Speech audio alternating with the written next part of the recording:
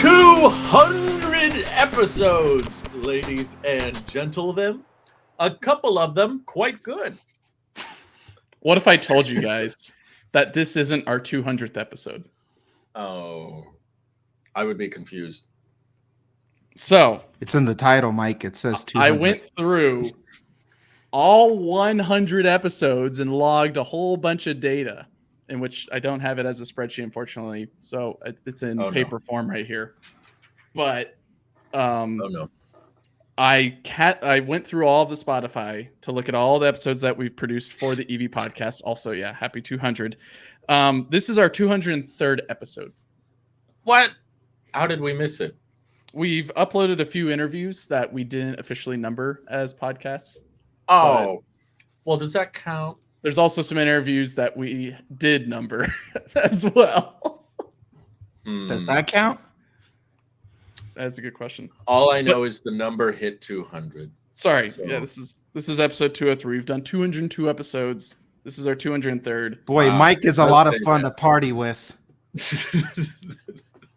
Hey, watch it. Were you the guy on Y2K that was like, there was no year zero. So it's all year one. But we have to wait. So I guess some fun facts before we get into it. It took us 2 years and 3 months. And by us, I mean mainly you, Nick, and Randy. You guys and Nick. Definitely Nick. Yeah. Well, I guess, and then the collective me as well. 2 years and 3 months to reach 100 episodes. It then took another additional 2 years and 6 months to reach this episode today. Wait, what? So in total, we've been doing this for about 4 years and 9 months, or 10 months because we're in October. What have I done with my life? Oh, no. And it took us about 3 more months more to go to episode 200. This is what I have to show for myself. This is 4 years of 200, and I'm still a nobody. Thanks, Elon. Think of all that time. Let's not get too nuanced. But some other things I found. Nick's last episode that he was on was his 100th episode on the EV podcast. What? Like the one he was on a couple weeks ago? Yeah, that was his 100th episode on the EV podcast. Hey, well, I'm glad we did something special. And there's officially now half of the EV podcast does not have Nick. Congratulations, Nick. I come in, I guess, third or whatever at 135 episodes. Randy is at 157. And Drew, impressively, if my counting is correct, 194 episodes. That does not sound right. Yeah, he might have missed 94. I'm 6 away. A lot of those were because Drew was gone in the Philippines and me and Randy were holding down the fort. I remember. Good times. That was fun. But yeah. Those were good times. Otherwise, yeah, was it gone. 5 interviews / guests as well, or 6 guests? No, 7 guests. Dang. Yeah, including Brittany. All right. Yeah, that's right. I forgot. I think Brittany being the first. Me That's technically. But she liked the Cybertruck. Right. But man, times have changed. Mm-hmm. Indeed. So I thought some of those numbers would be very interesting. Took some time to go through it. I've also not categorized, but jotted down all of the title / summaries for all the episodes. And what? It's a lot of talk about Cybertruck. What's the data look like? How does that show up on a spreadsheet? It's just a lot of titles pretty much, but it's mainly looking at titles and or details in the description for those episodes on what we're talking about. I know there was probably a 6-month span where Nick didn't change the description of each show, and each show was like, they talk about FSD's performance. They talk about FSD's performance. Thankfully, that was in the first 100. After episode 100, things got better, in which I only looked at between episode 100 and 200. But with that, since we're talking about Cybertruck, I've got some news. Specifically, yay! I have finally canceled after. Actually, congratulations! Is it right here? No. Wow, you have ultra wideband. where I was. Mind went. Where did I put the screen? I guess it's right there, but it doesn't have the date. I have another photo that has the date, but it was almost 4 years on the dot as well that I was holding on to this reservation, and I've canceled it or refunded it. What triggered that? Did they say your order is ready or something? No. What triggered it actually was fellow YouTuber / EV content maker Joe Tegmeyer covering the differences between his Founder Series Cybertruck and one of his friends or viewers non-Foundation Series Cybertrucks. I watched that one. Yeah. And I looked at the differences and I thought, why do I still have this reservation? And so I went through the process, and Randy, it is much different than what you described before, where they ask for your routing number and account number.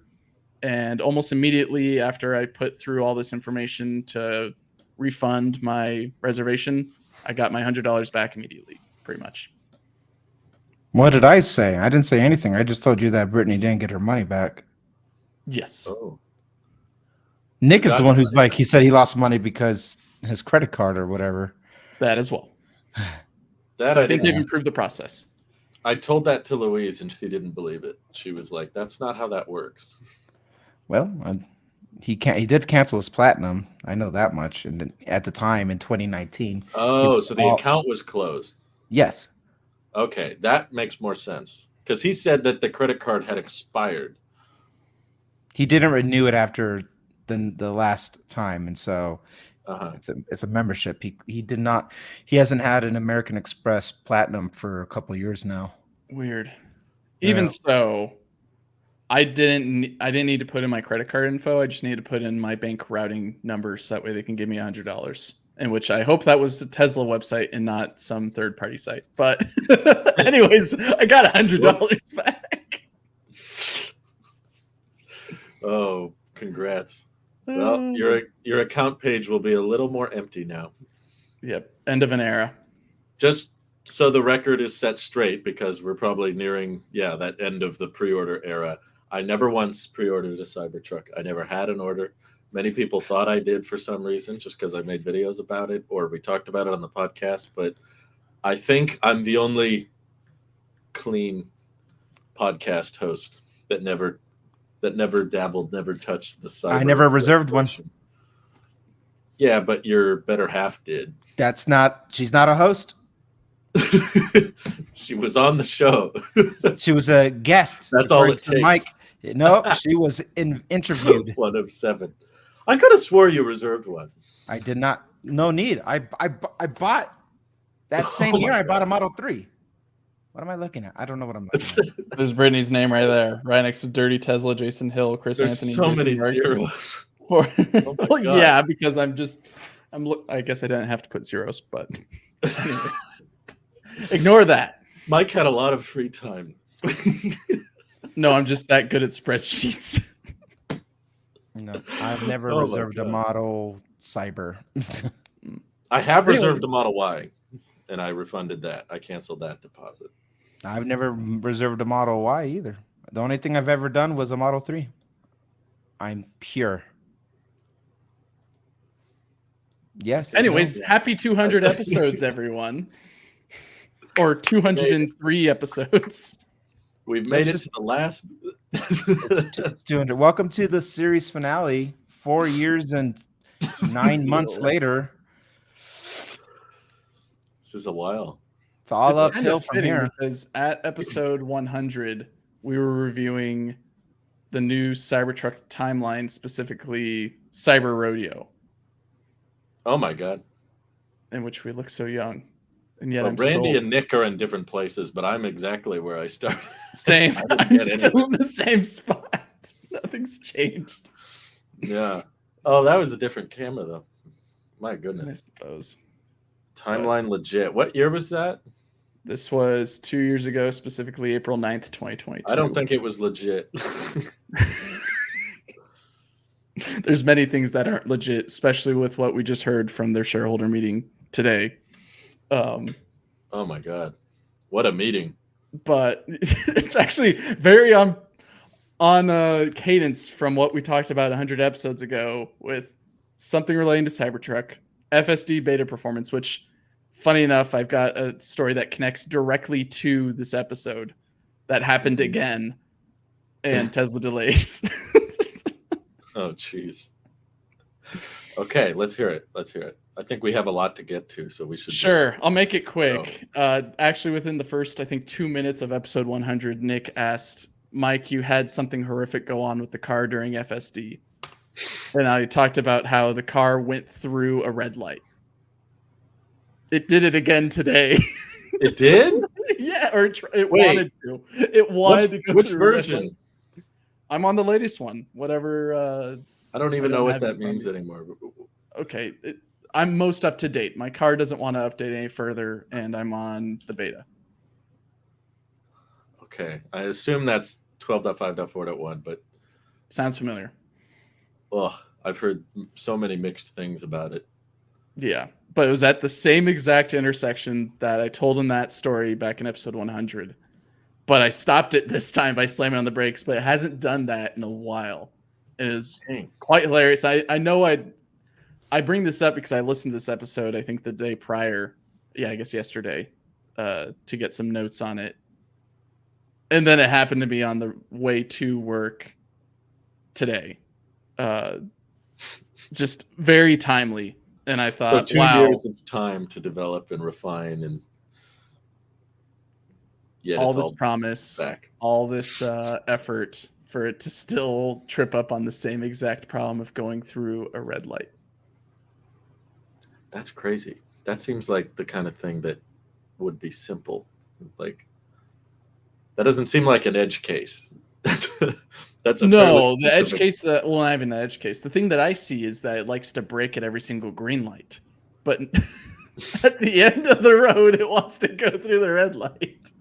So I figure, okay, well, this is a great retrospective in seeing that FSD is still pretty much not meeting expectations.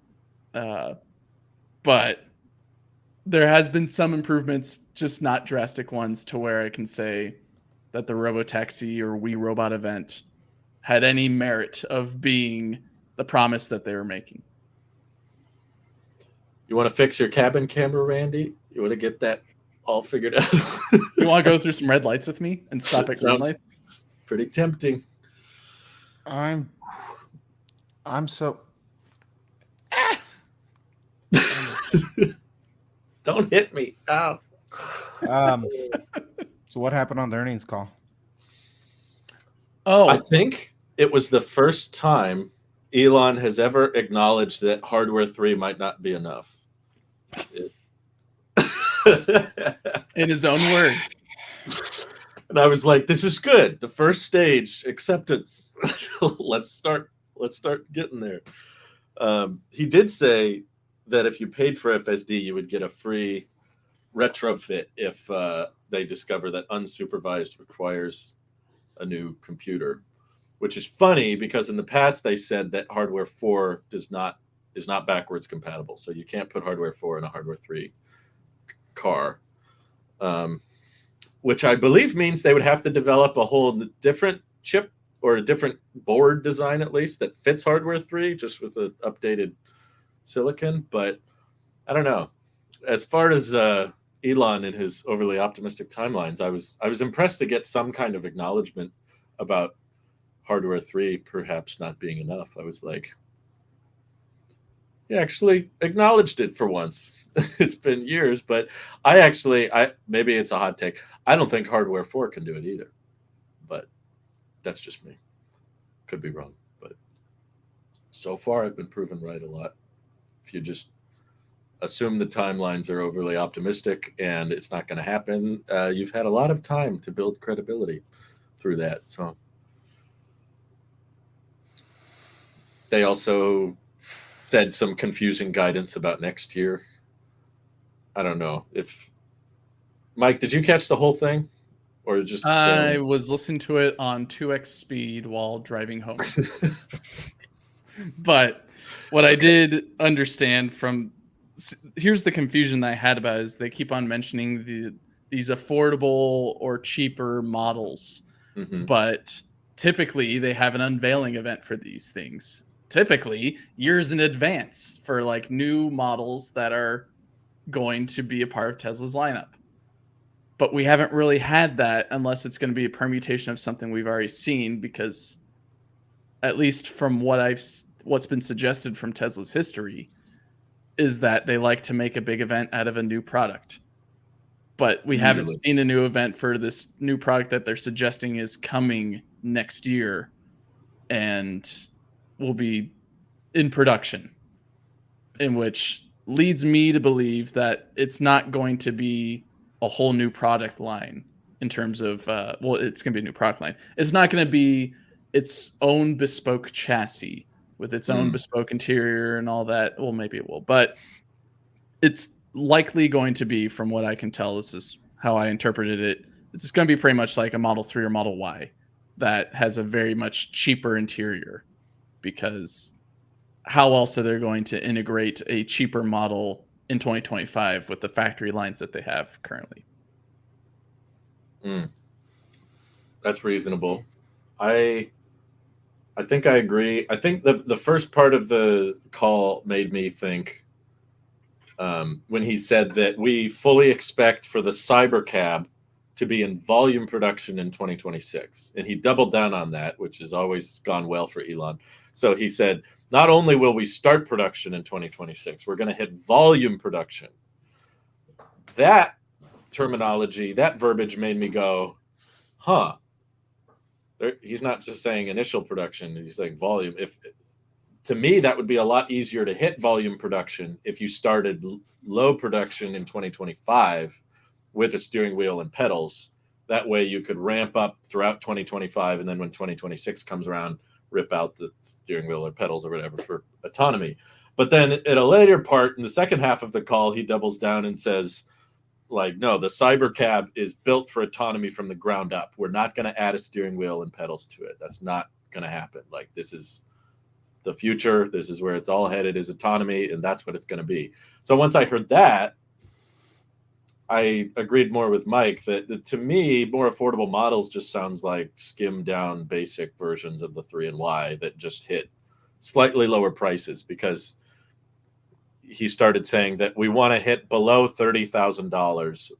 And then he said, and we'll hit $30,000 with incentives.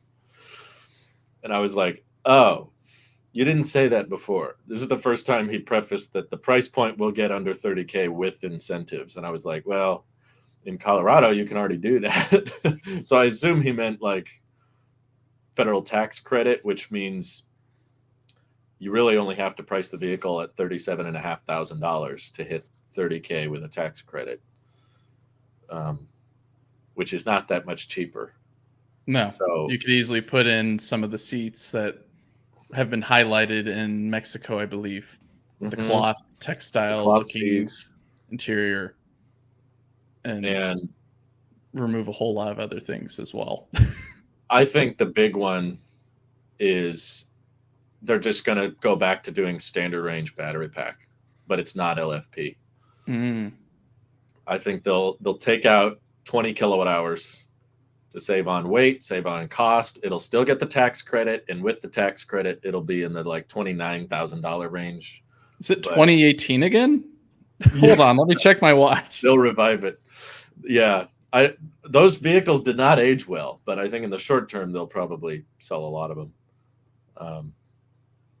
But yeah, when the cycle life isn't great and the battery pack is small, they tend to degrade much faster. That's everybody that's had a Model 3, or I haven't heard of much Model Y, but anyone who's had like hey, my Model 3 battery went bad, I need to get it replaced. It's almost always been one of those 2019 standard range with the 2170 cells, because they put a bunch of miles on it and the pack was small, so it revved up a bunch more cycles. So it's probably not a great move. Maybe they won't go as small, like before they went 50 kilowatt hours, and this time they'll do 60 or something. But that's my prediction. I no longer think that we're going to get a 2-seater, 2-door Cybercab with steering wheel and pedals next year. Even though I want it, I really wish they would. But just the verbiage from the call, that's what I've gathered. It's just going to be Model 3, but boring, but worse. But without a wheel. It drives you. You'll use a game controller. So does that mean my 2019 long range is screwed? No. You bought FSD, so Elon just promised you a lifetime of free retrofit. Here we go. Someone grabbed the quote and put it on Reddit. Thank you, user modelless. But his words were in verbatim. We're not 100% sure, but as Asak mentioned, by some measures, hardware 4 has really several times the capability of hardware 3. It's used to get blah, blah, blah, blah, blah. There's some chance that hardware 3 does not achieve a safety level that allows for unsupervised FSD. There is some chance of that. And if it turns out to be the case, we'll upgrade those who have bought hardware 3 FSD for free. And we have designed the system to be upgradable. So it's really just a switch out the computer type of thing. The cameras, they're capable. Anyways, we don't actually know the answer to that. I guarantee this is the first time anyone at Tesla has heard this.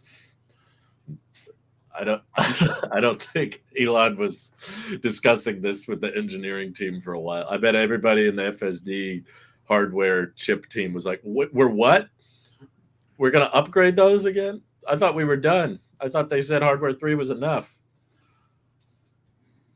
Yeah. He's been saying like more than confident, like I'm very sure, highly likely this will be enough. So I don't know. It's cool to get, this is the closest we'll get to an acknowledgement they were wrong. It's not a lot.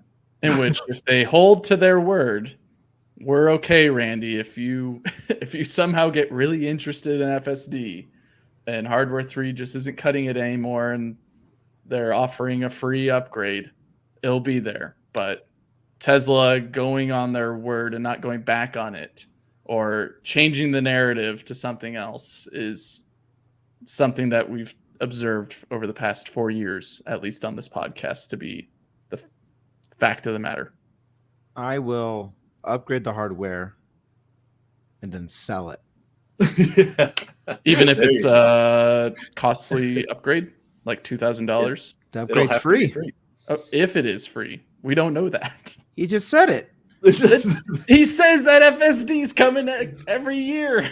Mike, I'm just sticking with the information we have right now. He says that I bought it at hardware 3, and if it's not capable, then he said I could drive a Cybertruck through Boca Chica Village's lake estuary thing without a problem. I don't see that happening. I don't know what that has to do with my hardware 3. The point is that there's precedent that his words are not to be taken 100% truthfully, or as Drew likes to put it, you need to add a little bit grains of salt to it before you take him at his word. I believe they will do it, but it'll take a long, long time. It's going to be that they would much, much rather just delay it and say, we'll get to that. Like, it's the Roadster. It's in purgatory. They'll never cancel it. They're close to finishing the design, Drew. Again. They said that. I believe we talked about that probably on the 100th episode of the podcast. Probably. They said at the Cyber Rodeo event, he was like, yeah, next year we're going to do the Cybertruck and we're going to do the Roadster. And then he said it would be this year, and now he's saying next year. And so it's much easier for them, I think, to just kick the can down the road rather than officially say that. I have a hard time envisioning them saying, okay, hardware 3 can't be improved anymore. It is done. There's no other ways to improve upon it. No, instead they'll say, oh, we got to tweak it a little bit. We got to try something else. We'll tweak something. And then they'll fire the team that worked on hardware 3. And years later, people are going to be begging during these shareholder meetings, like, where's the hardware 3 unsupervised? And he'll be like, we need to get to that. No, right now we need to focus on affordability. Probably. We'll get to it later. It's the icing on the cake right next to this thing. I always said it's the cherry on the icing on the cake. Oh, gosh, whatever. It's not even the How many more layers do you want to add to this sundae? It's a tall cake. But No, I think it'll just be. That's possibly why Tesla is allowing FSD transfer so much.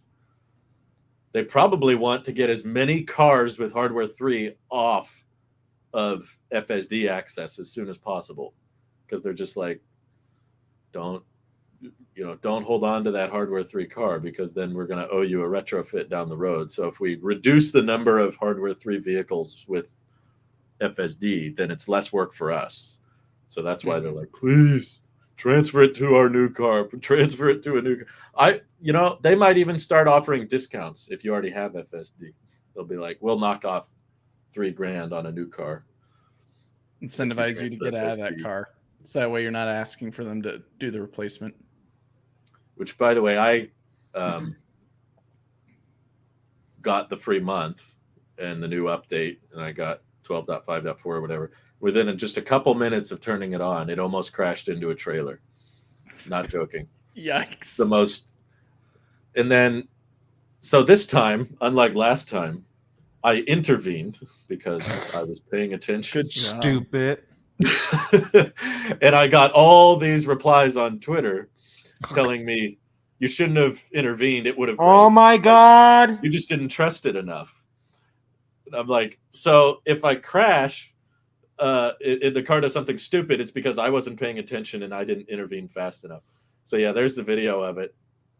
I'm pretty confident. The vibe I got from the car, it should replay if it's a short, I think. But basically, the car did not slow down at all when that truck started moving. And I was looking right at it because he was inching out of the stop sign. And I was like, as soon as he started moving, I was like, brake, brake, brake, brake. And it wasn't braking. And it clearly thought, I think it's pretty obvious, it saw the truck and thought, oh, the truck will clear the pathway by the time I get there.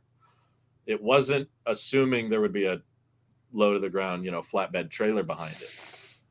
And so I slammed the brakes, and you don't really get a good impression of how hard you're slamming the brakes on camera because there's no sound. You're not in the car, so you don't have the feeling of the inertia and the speed. So a lot of people are like, oh, that wasn't dangerous. That was fine. I was like, no, the car was going like 40 miles an hour in a 30 and showed no signs of deceleration when the truck was pulling out. And then had I not taken over and slammed the brakes, I'm convinced it either would have hit it or at least gotten extremely close and braked unnaturally hard to the point if I was in a cyber cab, I would have fell out of my seat or my drink would have spilled, because this was a hard brake, even though it doesn't really look like one. And that was literally the first 2 minutes. So I was like, yep, nope, you can't even pay me to use this. I'm sorry. That's awful. It's free and I don't want to use it. So how many times do you need to learn this lesson, young man? Maybe it's something wrong with me or something wrong with my car, because Jerry, one of the Aptera accelerators that we met up with, oh my God, I'm so jealous of him. He's been loving it. He got the free FSD month, and he texts me every day telling me how amazing it is and how it totally changed the way he rides in his car. And he put duct tape in his driveway so that the car would auto park there. It reads the duct tape as parking lines. And he's showing me how it self-parks. And he's so amazed by it. He's just like, I don't know if I could ever go back to driving myself. This is so cool. This is so amazing and convenient. I'm like, it's just mind-blowing to me how different the experience is based on who you talk to. I have gotten it to drive without me touching the steering wheel while I'm wearing sunglasses as well, which is another weird. That. I don't know whether they updated the code or if that's just. That's what my release notes said. Oh, yeah. Okay. It said supervised with sunglasses support has been added. So I tried it. It made my wife extremely uncomfortable, so I turned it off. But I didn't turn it off. I keep my hands on the wheel. But I was like, look, hon, there's no more steering wheel nag. And I just sat there and she was like, don't do that.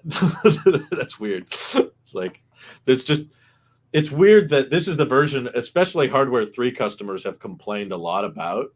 And yet this is the one that they forced onto everybody.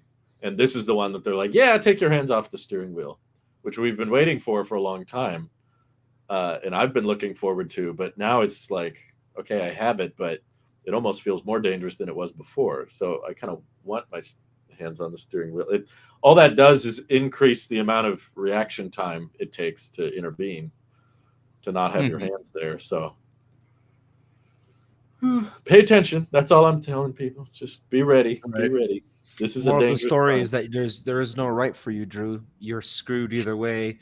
Intervene, don't intervene. My big takeaway is that you're just a POS and nobody likes you on Twitter. That's my takeaway. Mm-hmm. Yeah. It's what I've discovered is the only way to effectively share FSD content is to praise it. You have to post positive things about it, but if you don't, people get mad. People get angry. That's why it's supervised. Or you didn't need to intervene. That wasn't bad. Clearly, anybody who feels that way listening to our show, whether it's on podcast or YouTube, your confirmation bias is absolutely obnoxious and stupid, and you're what's wrong with FSD, not Drew's experience or Mike's experience for that matter. I don't use it anymore, so what do I care? I don't care. But you guys, are having these weird hiccups and stuff like that, and all these loud minority of people. I don't even know if they're the minority, but they're loud all the same with their confirmation bias that they want to hear the good stuff, never the bad. Those people, if you're listening, you're the problem. And it's causing issues for the people who are actually trying to give legitimate feedback in a beta. When you run a beta, you do it on iOS, right? iOS, you have a feedback app. Like the feedback's important. I feel like I'm talking in circles now, and I feel like we've done this exact same conversation, but did Elon not say we learn more from the errors than we do from the stuff that's working? Oh, yeah. Like, if he didn't, that goes without saying. Of course, you learn more. People need to point out more and not blame everybody. Like, can we just acknowledge, that like maybe, just maybe, the hardware ain't there yet? Or the software ain't there yet, or something ain't there yet? Can we just I don't know what planet you're on, but it ain't Earth and it ain't Mars.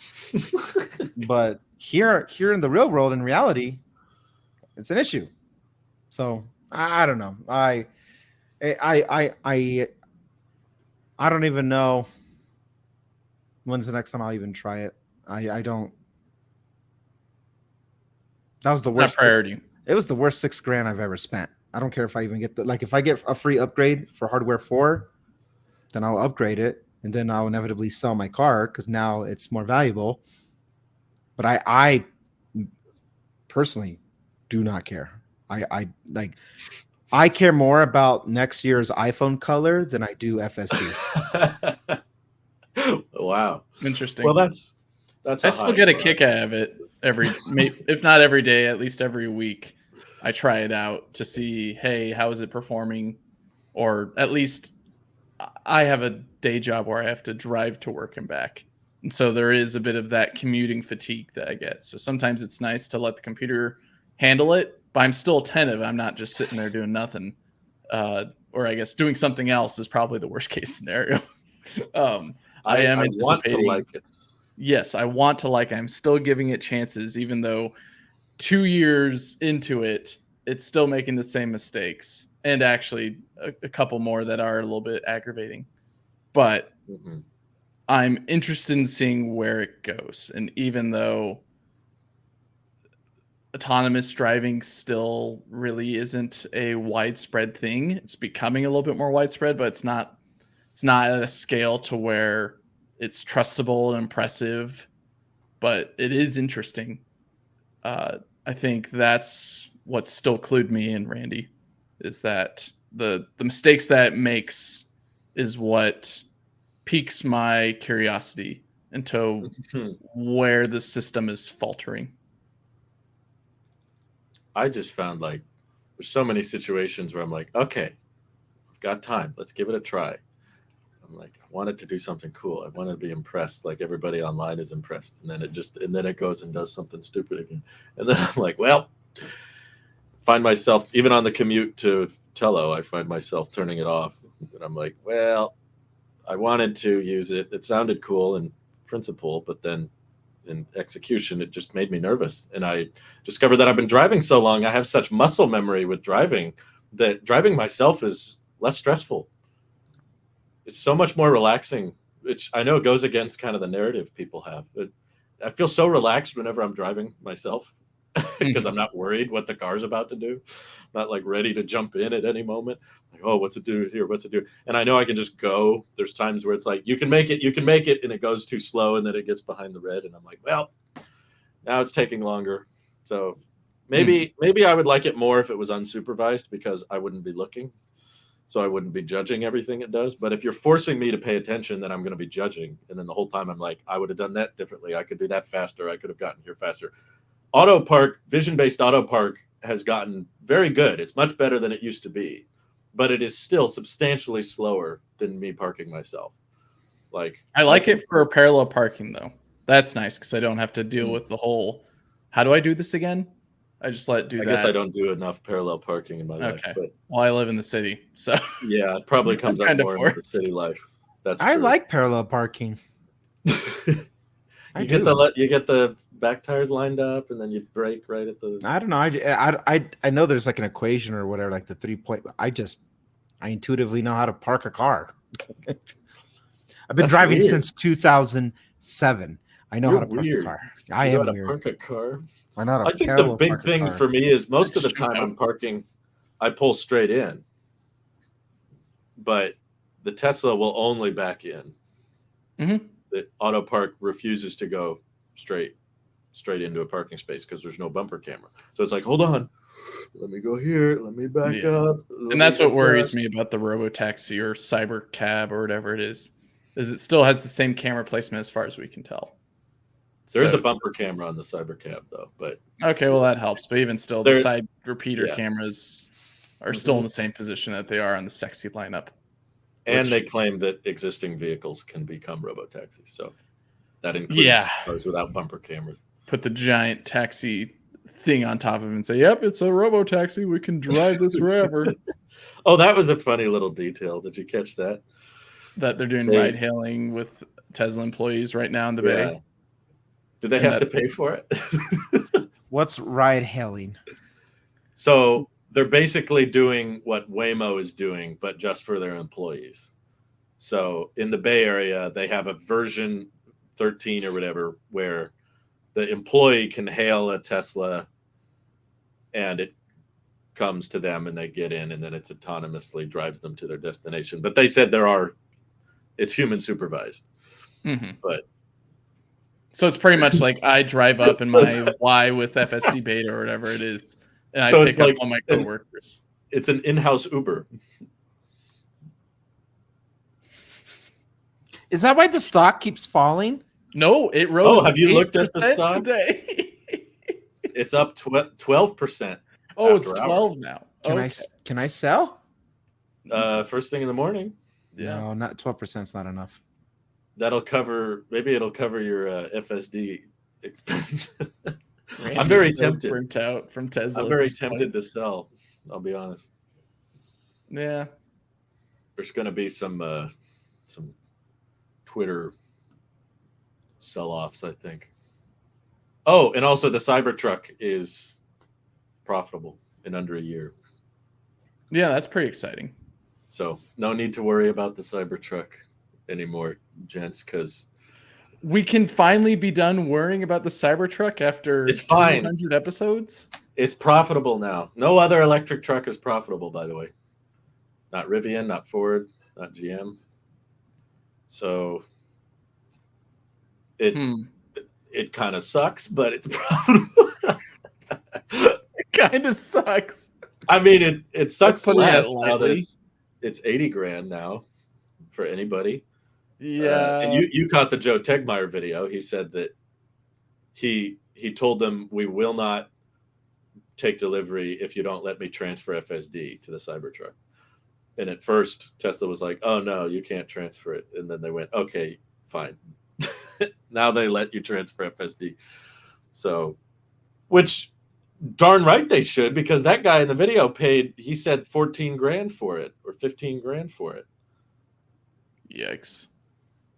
They wanted him to buy it all over again? No. And he's buying an $80,000 truck. Like, my God.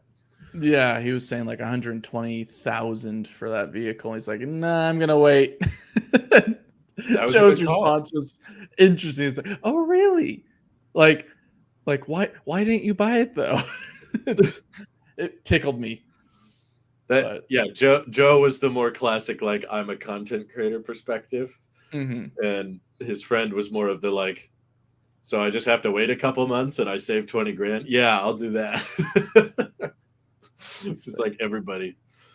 Everyone's still waiting. They're like, when's the tax credit coming and all that? But yeah, especially those that want the range extender at all, they get to wait longer too, because it's delayed and it's also boasting smaller numbers from what they initially said. Yeah. What layer of the cake is the range extender? It's not the cherry. It's the frosting. It's the layer below. It's the cake with the wait for the cream on the top. But yeah, this product is just. I saw a whole bunch of them recently. They were all. Yeah. I don't have the photo on me. What happened to that? We were just looking at it. We just were, but they're flooding the market. They are flooding the market with this giant polygon. And I'm seeing at least 3 a day now here in the Bay, which is even out here. I'm seeing them every day. Considering 100 episodes ago, over here too. Wow. Yeah. Considering 100 episodes ago, mind blowing that we're at that point, but also just. If it wasn't for the price, I bet the Cybertruck would be the most common Tesla on the road. If the price was not its current price, but the one that they promoted in 2019, I could see the Cybertruck easily overlapping the Model Y. There they are. At least in the U.S. That's what I mean. Yeah. In the U.S., it's trucks are the best sellers. Never have I seen so many polygons in one location, except for old N64 games. I can't unsee it once I've noticed it, but when you compare it to the original prototype, the bottom of these things are so low, like they're so fat. You can tell the prototype didn't have that big fat battery pack in the bottom, because the original prototype is this slim, slick, like, warthog looking off-road thing. And now every time I see them, I'm just like, yeah, you're a little hanging low down there. You got a big fat belly underneath every one of these trucks. They kind of hide it with the steel. The steel stops, but then that plastic piece goes down way more. I think it's way more obvious when people wrap the bottom plastic. I've seen some Cybertruck wraps where they wrap the whole bottom end of it. Yeah, look how much slimmer that is.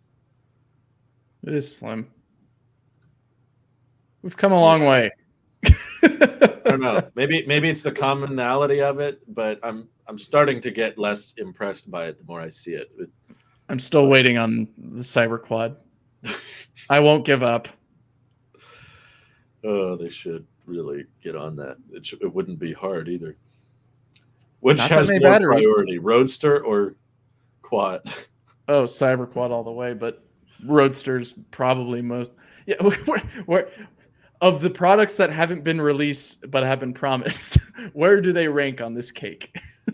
Yeah. You can do a whole tier list of this, of never coming versus coming sooner than never. Well, there were trailers that they advertised with the Cybertruck as well. Do you remember that? The giant blocky ones? Yes. There you go. The return. Why do these make a return? Why are these here? Well, for those who are watching on YouTube, this is the largest supercharger in the world that they just broke ground on. It's supposed to open next year, mid-2025. Do you recall where? Lost Hills of California. It's on I-5. It's the common route between LA and SF. Very, very common route for EVs, and it's got everything. It's got the solar. It's got the mega pack. I don't see a place to go inside and hang out. I just see 2 bathrooms. There's all that grass. You can pee on that if you need to. No, I'm talking about food, Drew. Oh. Where's the food? I don't see no food here. I don't see how that's Tesla's problem. You gotta. I guess that's Iona's problem. To eat. Hey, this thing is more real than Iona at the moment. I think both are breaking ground right now, but yeah. This is 168 stalls in one location. Look how much. It's the Buc-ee's of supercharging. Is it though? Buc-ee's actually has an inside where you can get. I would say Kettleman City is the Buc-ee's of supercharging. That's a lot smaller than a Buc-ee's, though. Hey, it's got a lot more space for buying coffee than this place does. It's huge. My God, the trailers have returned. But you brought up a good point about why you don't like this pull-through stall before we started recording. What did you say? Oh, so looking at, I'm not. Oh, I guess there is a road right here. Never mind then. But it only looked like there's this one in and out access. And to have the trailers poking out immediately when you're driving in is probably not good if they're long trailers that you're towing with. Along with that, how can you ensure that no one or only people towing trailers park here? That would be tricky to enforce. I would think putting them more towards the back makes more sense. So that way people don't think about immediately going to that spot. Someone in the Chevy Bolt is going to pull right into that pull through and be like, cool. And then just sit there for 2 hours while someone in their Cybertruck is waiting in line. Beautiful. It's going to happen. No, the bigger issue you brought up, though, is that there's no overhang over the trailers. Yeah, if I'm towing livestock, they're going to get cooked. Livestock is roasting. And this is on I-5, where livestock is typically going up and down that interstate. Mm-hmm. I like mine medium well. Let them cook. Medium to medium well. USDA says that's when you can ensure all infections and parasites are burnt through. So medium well, preferably. Thank you. To a crisp. I will most definitely charge here, though. I've taken this I-5 route many times. Have you hit all of the big superchargers on that route? Because there's Harris Ranch, Kettleman City. I'm forgetting the other one. There's a bunch. I don't know them by name, but I've pretty much been to all of them at some point because I've done that route. Firebaugh. Harris Ranch, Kettleman City, Firebaugh, and now there'll be Lost Hills or whatever it is. It's cool, though, to see that many in one place. That's a lot of solar. I don't know how they're going to do it. We'll see. I'll report to you live. I'll be there with the mic. With me? No. The mic? The mic.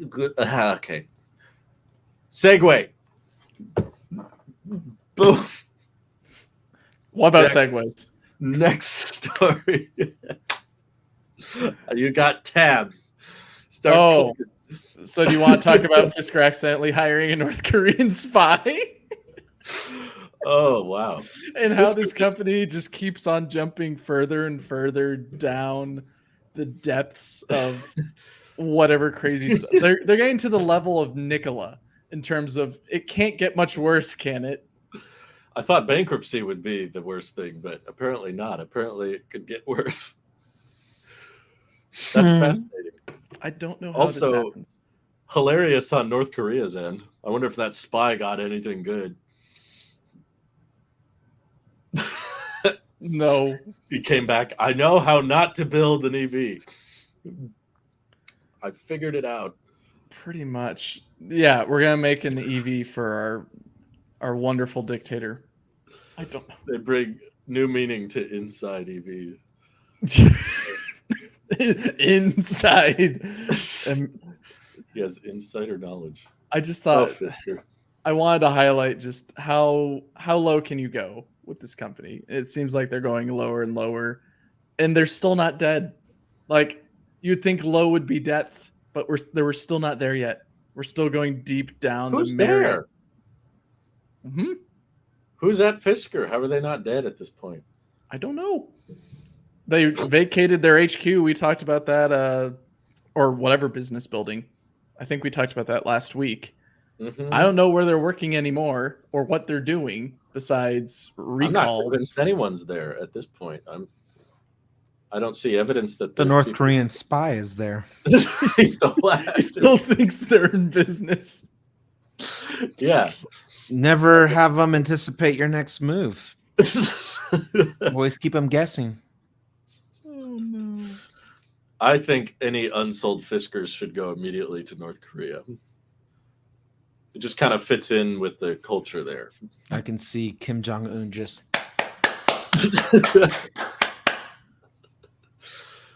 Grok, generate an image of Kim Jong-un in a Fisker Ocean. See if I can crank that out. What's also unbelievable that I wanted to highlight, if I have it right here, I somehow don't. Specifically, here it is. And you won't like it. Nope. Is the first is the first EV that's going to get a solid state battery the most amazing vehicle that's going to be coming out, I think, next year? The Dodge Charger Daytona. Of all vehicles to give solid state batteries, are they going to call it solid state because it never moves? It just makes noises all day. It can't. It just sits there screaming in pain. Inside. He did that. Wait, there. That's me. That's a mood right there. Beautiful.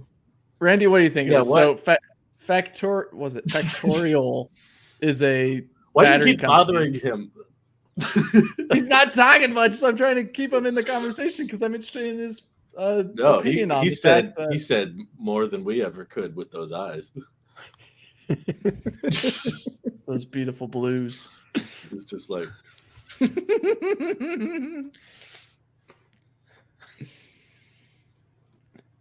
there we go. Why are we still here? There's the thumbnail for this. Yeah, we don't edit anything. Oh. Has anyone bought one yet? I haven't watched. I don't think they're doing deliveries yet, but the solid state batteries aren't supposed to go into the units that are going to customers. They're going towards a designated demonstration fleet to see how these quasi solid state batteries behave, I guess, in an EV. So there's BS, and then there's like BS squared. This is a factorial battery, so it's BS to the n plus 1. There's BS, and then there's SSB. Is that factorial? What's a factorial? SSB, solid state battery. That's good. Factorial math. Factorial, yeah. So it would be BS exclamation point because you do BS to the power BS minus 1 times it's BS exponentially. The problem with solid state batteries is that they can't scale. Mm-hmm. So building a couple of them changes nothing. Like, that's not addressing anything. Like, I'd be more interested if it meant that the range was going to go way up or something.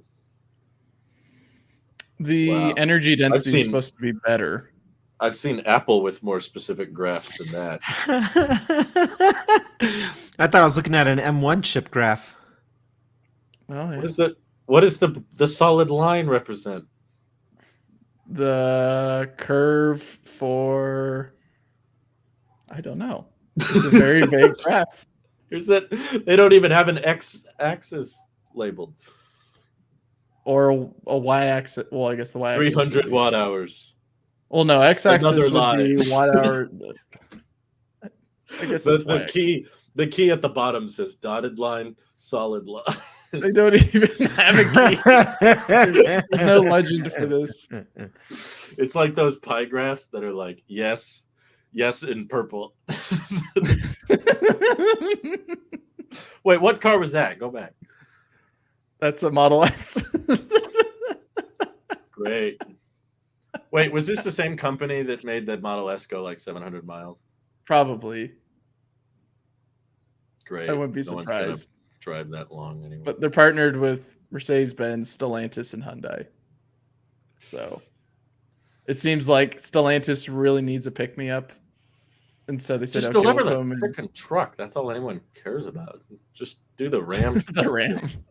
Yeah, I guess was it GM is almost beating them to the finish line with a 500-mile range truck. Yeah, that exists. That you can buy and drive. I spec'd out a GM or GMC Sierra Denali. They don't give you many options.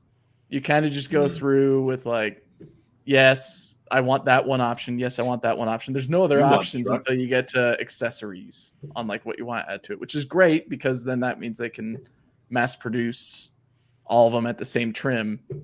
But it doesn't make it a fun experience going in to pre-order / configure your Edition 1 GMC Sierra Denali EV. It's not playful. No. Okay. So you're not too excited about a solid state battery being put into a Dodge Charger Daytona then?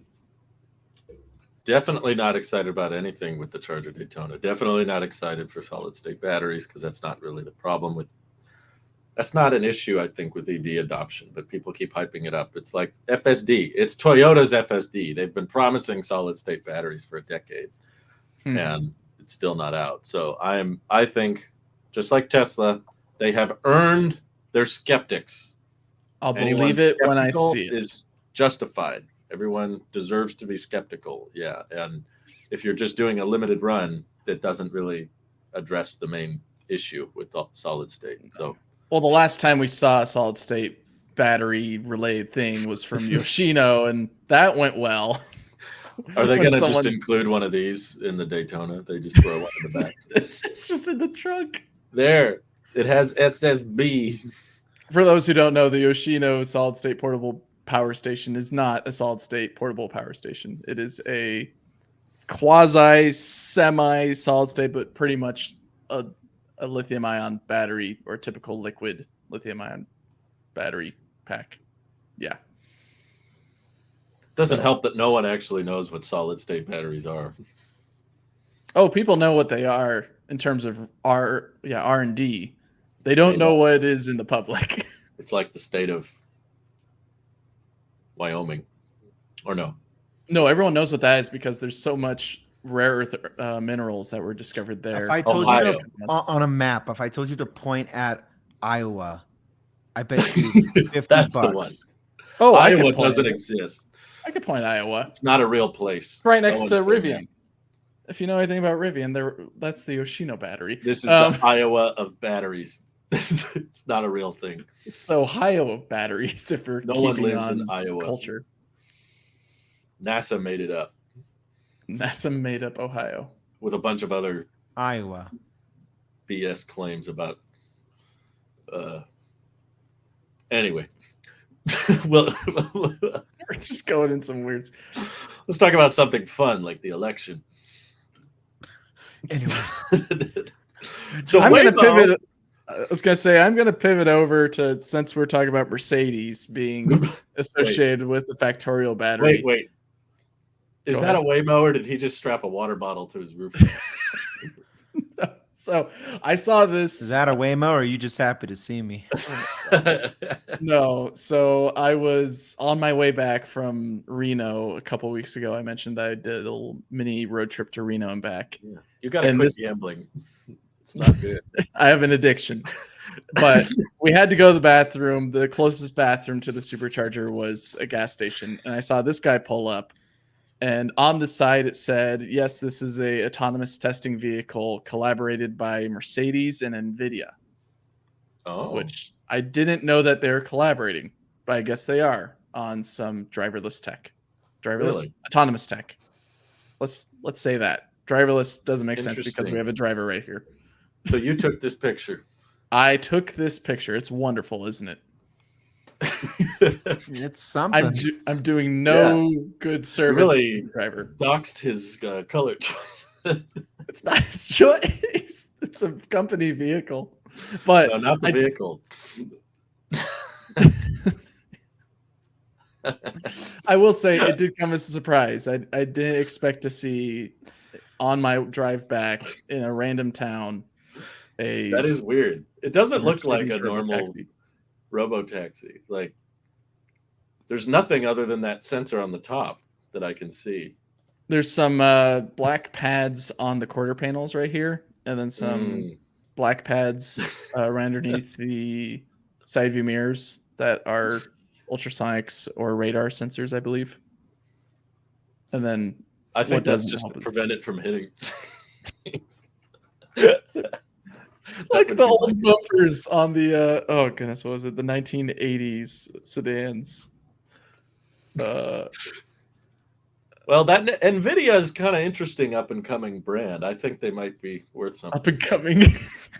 Drew, have you looked at their stock price? Just a theory I have. I don't know much about them, but I think they're going somewhere.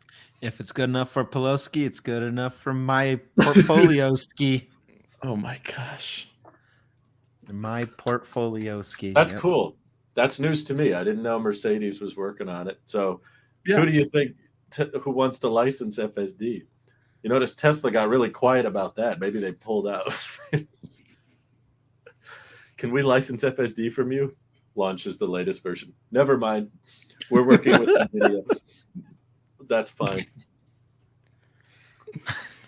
Who wants to work with you guys? And they're like, lots of companies have expressed interest. We can't say who yet. Mercedes is like, no, you can. Tell them. Tell them what happened. This is a multi-year project, maybe even a decade-long project, and it's a marathon, not a sprint. The grass is always greener. It's like a marathon if they told you that it was going to be a sprint. It's like they said, this is a 100 feet sprint, and then you start running, and then you get there, and they say, actually, it's 10 kilometers. And then you finish the 10 kilometers, and they go, actually, it's 50 kilometers. That's what FSD development feels like. It's right there. It's right there. It's right there. I swear. You're so close. You're so close. So I went to look up more. I don't know what that is. Apparently Ben 10's involved here. But I went to go click on read the blog for what's going on with this thing, and it took me to this page of even AI on this page. Wow, it looks promising. But yeah, here's a better look at the sensors. How old is this story? I bet they gave up, and that guy just took delivery of one that still had some wrap on it. And he's just driving it around as his personal vehicle. Wait, he's at a gas pump. This isn't even an EV. No, it's not. Why are we talking about this again? Okay. Unacceptable. Because we're talking about the Charger, which is the best EV. Just somehow, Waymo's not pretty, but this is a cheap knockoff somehow. You found a way to make Waymo beautiful. It is Waymo beautiful. Mm-hmm. Oh. Randy's looking at me with the angriest eyes. Mr. Angry Eyes here. Still here. Dun, dun, dun, dun, dun. Yeah. So Drew, you sent me some photos right before this podcast. I was hoping you'd elaborate on a few of them for me because I'm interested in what you were talking or what you're interested in talking about here. It appears, at least according to this photo from Twitter, that the wheels have been installed on Aptera Pi2, which means maybe by the time this episode goes live, they have a production intent, drivable vehicle. It looks like the brakes are on there. The drive shafts, I think, are in the next picture.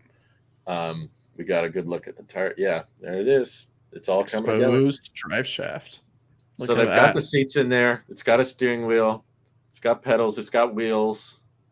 And I'm wondering, what else are we missing? What does it need? A battery? Is that the last step? Steering wheel. It has one in the video already. Okay. Yeah, that's installed. The last step it needs is a miracle. A miracle. Yeah. Randy. Wait. The key word for Randy is what was it? It was CarPlay. CarPlay, Randy. I don't think it has CarPlay yet, so Randy's unimpressed. Oh. I'm afraid. Well, this is nice to see that they're getting progress. I did have a few more questions for Aptera, which maybe I could get those answered either through you or through someone else. I'm pretty good. But mainly more in regards to more updated details for the PI builds and also their updated guidance on when they think they're going to have things ready, why things are delayed and all that. Things that most likely the CEO or some of the, I guess, Chris McCammon. I can tell you. Are you an employee at Aptera? Not yet, but I have all this information you're asking. Like, pick one question and I'll answer it. This is episode 200. I wouldn't be surprised if Drew did announce that he's now working for Aptera. Most of my audience think I work for them anyway, so might as well just act like I do. I'm just extremely underpaid.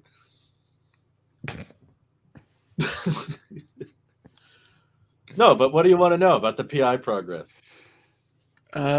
Specifically, what's the timeline on these PI builds? And specifically on these PI builds, like, what are they informing between now and supposedly production by mid 2025? So they are trying to build the PI as quick as they can, but not all of the parts are coming in as quickly as they'd like. They've expressed that buying these kinds of custom-made parts is not the same thing as ordering off Amazon Prime, where they have a big warehouse stocked full of things exactly that you're looking for.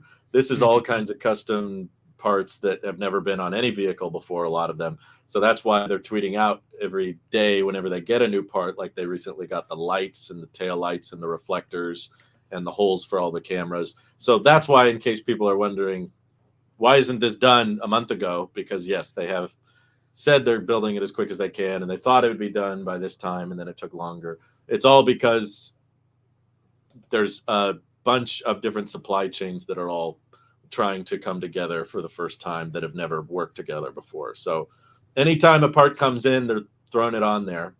And now it feels like they probably have a rolling chassis by the time this video goes up. But they also have production intent battery packs, so I know that's not the problem. They have production grade solar. That's been made. So there's not a ton left at this point, but the timeline is basically just as quick as they can. And they'll probably have 2 or 3 of these PI builds by the end of the year, or at least be starting on secondary ones. But the intent behind them is to see, of course, how everything that was virtually built comes together, and then range test them, put serious miles on them, because a vehicle like this that's assembled with a carbon fiber structure and with 3 wheels and with this motor and with this weight has never been driven with extensive history. So the intent is to have some employees or some really, really nice redheaded YouTubers drive the PI builds as much as possible so that they can get all of the driving data, figure out what the weak points are, so that by the time they start building them for deliveries, they'll know, okay, we have to tweak this little thing, or we have to improve this, or this part isn't strong enough. We need to beef up this little thread here. The overall design is pretty much locked in. I don't think there's going to be any more drastic redesigns, but little things that they basically need to drive around the production intent models so that they can figure out how to improve it, how to tweak it, and how to adjust the specs accordingly if the efficiency is worse than they thought, or maybe it's better than they thought, and they'll share all those findings. And they can do DC fast charging tests, and they can get permission from Tesla to start prototyping with supercharger access, because that'll be needed for them. So all kinds of things that you just need to do before you can deliver. And of course, crash test. That'll be something else. A lot of the PI. That'll be fun to watch. Yeah. And they plan on getting a third party to do it. And then all of the data they get from that analysis, they will share with the community and show how safe it is, because there's a lot of safety systems built in. So that's the timeline with the PI builds. Probably going to deliver for the first one to a customer end of next year, somewhere around there. But again, it's a small company, not a ton of people, so there could be delays. But I'm just glad to see progress, as long as it's moving, and they're moving. Right.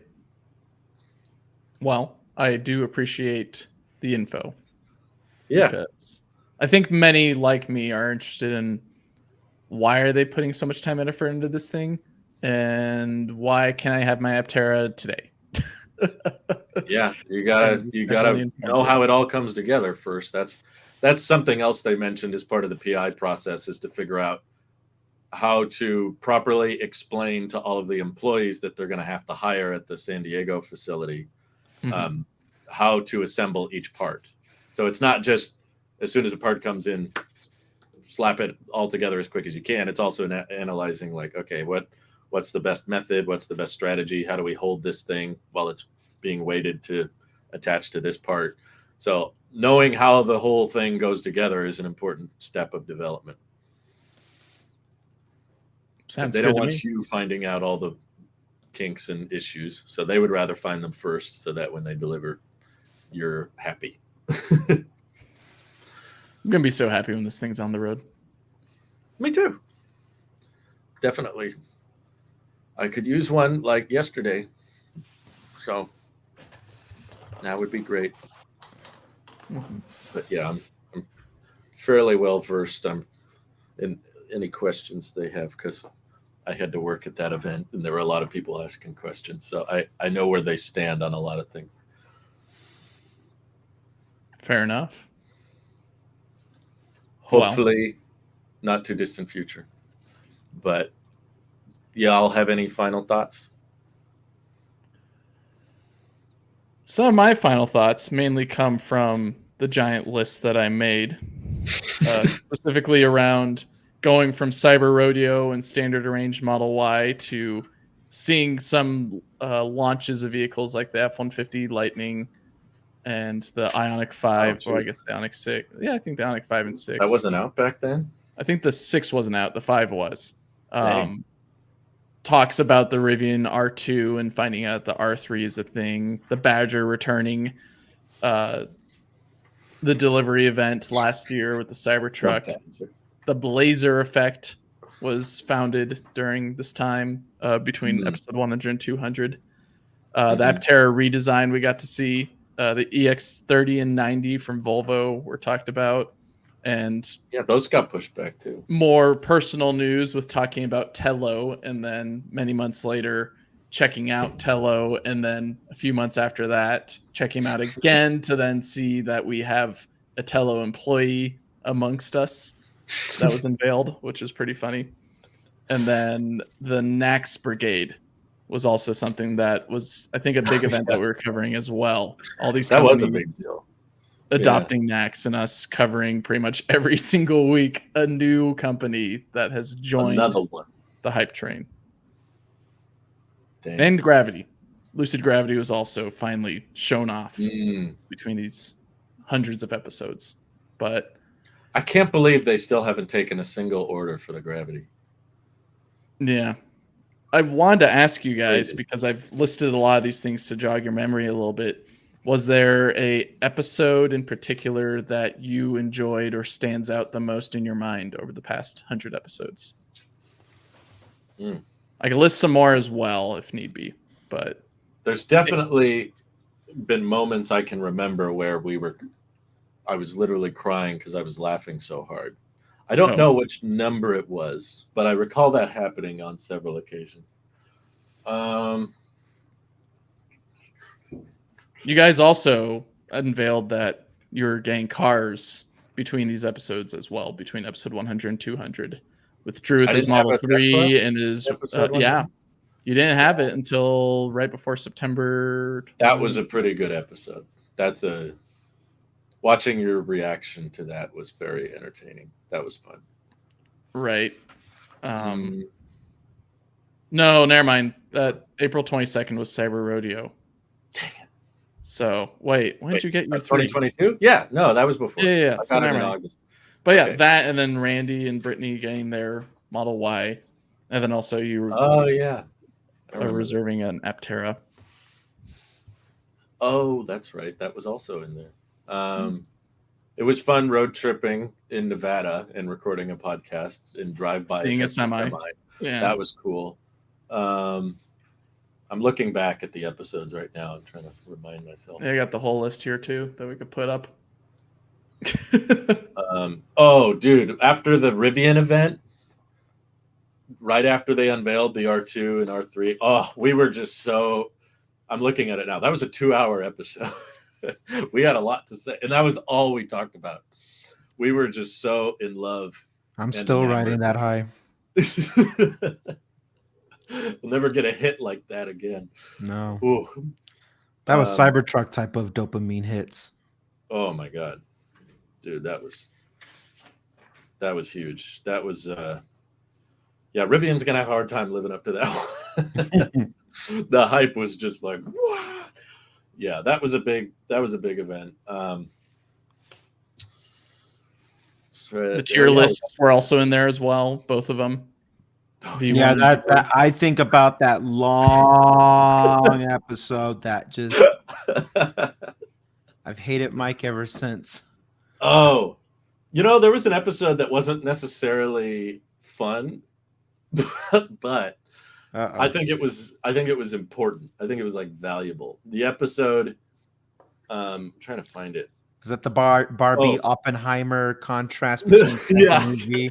It was called it was called Tesla Pulls the Plug. And it was the episode right after they fired the entire charging team. Oh, that's when you and Mike went for the whole episode. But I thought, even though it was very serious, it was not a very funny episode. We weren't very comedic, but we both expressed very, very, I think, valuable points on both sides of the equation.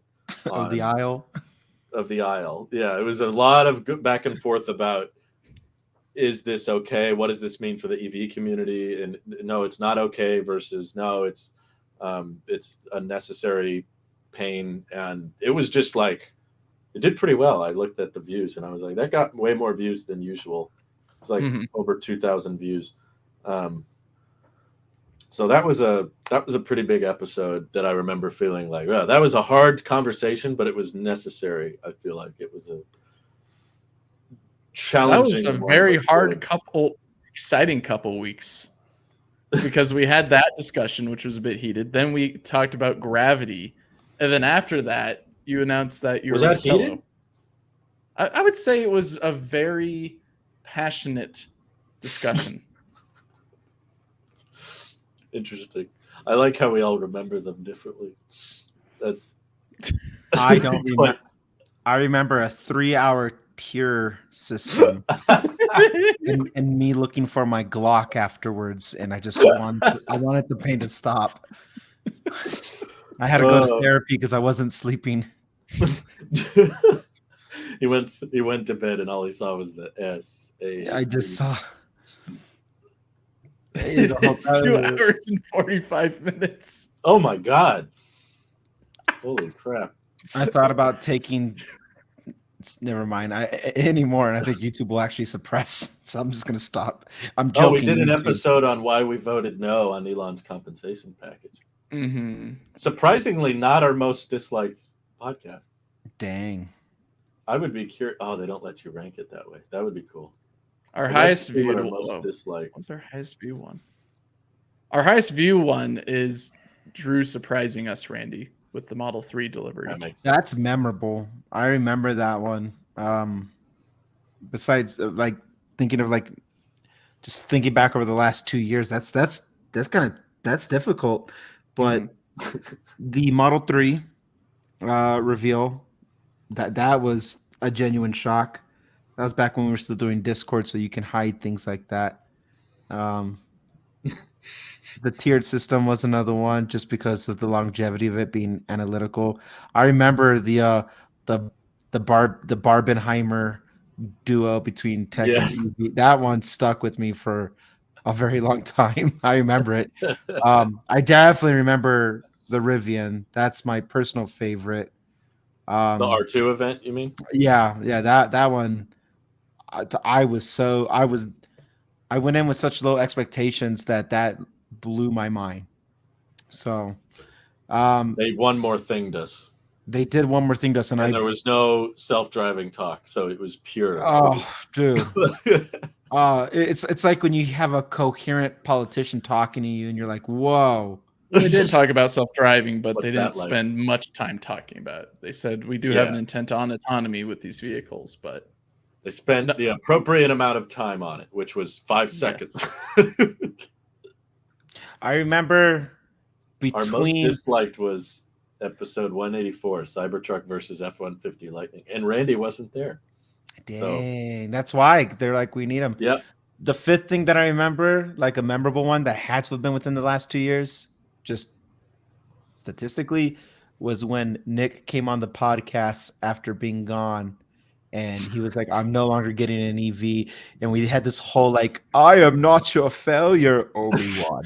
That was a sad episode. That was so sad. But I remember that because he's like, "That you didn't push me away from EV." I did. Yeah, that one, that stung me because I'm like, we were like, this is Nick's last episode. Yeah, it was for a while. That was hurt my heart because that was September 22nd. I remember, and then he came back September in 2022, and then 2 years later he came back in September. Yeah. That's how long it took me to forgive him. I remember because I remember him so wide-eyed and eager sitting in my office back in San Diego talking about wanting to branch tech and make EV its own thing because he was so ecstatic more than anything else. I forgot. We used to do EV at the end of the tech. Yep, we would go like a 3-hour episode. Should we roll into EV now, gents? Sure, let's do it. So Cybertruck, we did that for a long time, and it was Nick's idea of like, let's make two. And I remember him coming to my house and like, I want you to do a Johnny Ive like intro with the white back. He was so ecstatic, and he went and to see little Annie from episode 1 all the way go now to at the end of episode 3 where he's just like, I hate you to EVs. I was like, I don't even know who I'm looking at. You are my brother, Nicholas. I loved you. Wow. Yeah, that was 75 episodes between when he talked about hybrids. Wow, the quality just got awful here. How's that fiber? Shush. I think we all look thinner now than we did back then. Let me try. Well, changing the quality here. I think we do.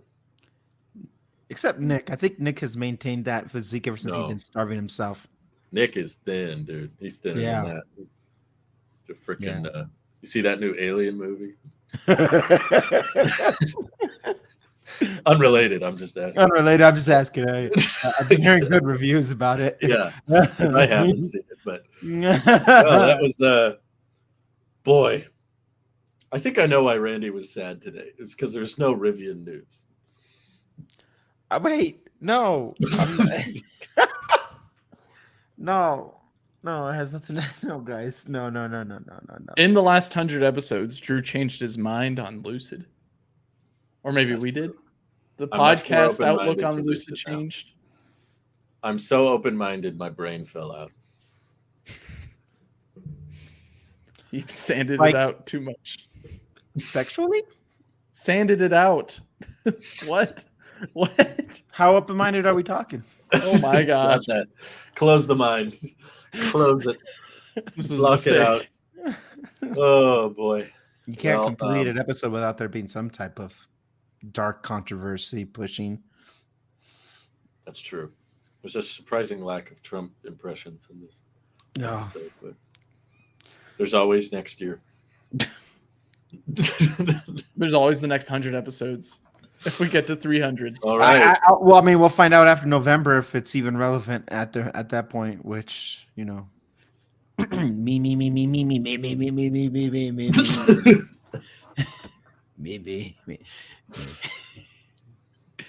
I mean, Elon voted for me, and I told him I was going to take away the tax.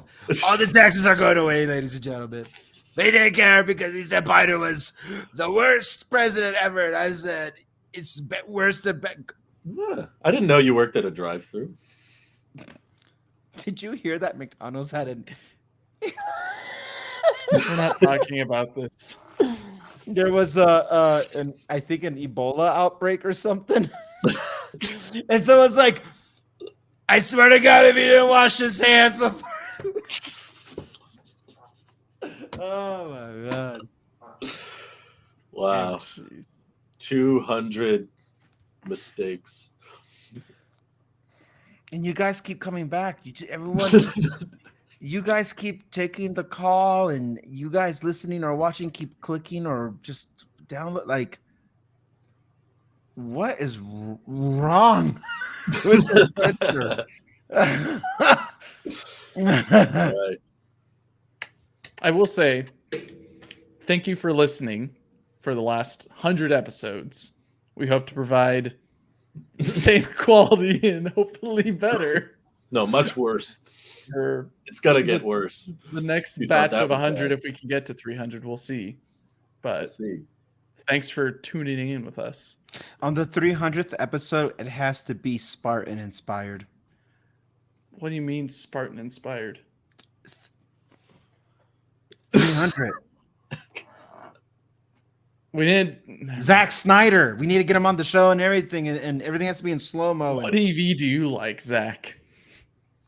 And he'll start talking about lore of why. Anyway, so you see, Superman was not supposed to have a mustache here. Put a big mustache on the Tesla. I appreciate animate it out. I appreciate the last 100 episodes, however long that took, and everybody checking in all these times. And I don't even know, Mike. You have it on your paper, maybe. 2 years and 6 months? Well, no, that's not my question. My question is, have we been growing within the last 100 episodes? Yeah. We launched the YouTube channel and we got monetized, if you recall that as well. That was that was cool. We've been growing in terms of viewership as well. It's up. I'm looking right at the lifetime. Dang. Mm-hmm. Well, that's cool. Over the last 100 episodes, we not only did we maintain this weird thing that we call a show, but people tune in and listen about stuff. That's crazy. It just blows my mind that I did this with tech too. But I mean, you hear all of it. Like, jokes aside, or debates aside, or whatever, like all that aside, I don't take any of it for granted. Just having like that opportunity, and just like people are genuinely curious what we have to say. That blows my mind, because we started these podcasts as just like a way to document our excitement, and I never thought anybody would give a toot what we had to say, and so numbers show otherwise, and we're 200 strong, and that's very surreal to me, because it's bigger than any one of us individually, which I think is kind of cool. The product is bigger than you, so it has its own, it has room in the equation to like grow and breathe, and we can't control algorithms or nothing like that, whether it's on podcasts or YouTube. So the fact that like people go out of their way to make it 200 episodes deep, like, I'm sure we've picked up new audiences along the way too. We've lost some, we've gained some, and it's weird to see that evolution on the content creator to audience side. It's weird to see our evolutions as EV owners, all of us now, and what the next EV chapter would look like for us. It's weird what we found value in episode 100 and what we find value now. Like the one that comes to mind is like, I don't care about FSD anymore. And I think back in episode 100, I was fighting to get my safety score so I can. Like I bless that safety score. Like that. Like so my much. My brain still checks myself if I move the car without my seatbelt on. I'm like, oh, that's gonna ding my safety score, and then I go, oh wait, I don't care. Oh wait, I forgot. I don't care. Wait, I have FSD, and they don't take it away based on your score, so it doesn't matter. Yeah. So I guess that was a long-winded way of me saying to you guys and to anyone listening, watching, thank you. Thank you for hanging in there. Yeah. Thank you. Thanks for listening. And hopefully we provide a lot more fun and entertaining content in the future with either new interviews, more interesting takes on what's coming out. I mean, over the last 100 episodes, there's been so many different EVs that have come out. I mean, 100 episodes ago, we were just talking about mainly the Cybertruck, and now we've got things that can rival the Cybertruck. And I mean, the Cybertruck's out as well. Mm-hmm. And we're kind of done hyping about the Cybertruck at this point, right? It's done. It's did its thing. It used to be the giant golden egg on top of the pedestal, so far away, that beacon of light, and we've reached it, and there's still road to drive. There's still things to see. There's still places to be. And hopefully you'll accompany us on this adventure that we're going on. And the real memories are the EVs we got along the way. Beautiful. Wow. With that note, we'll see you next time. Bye.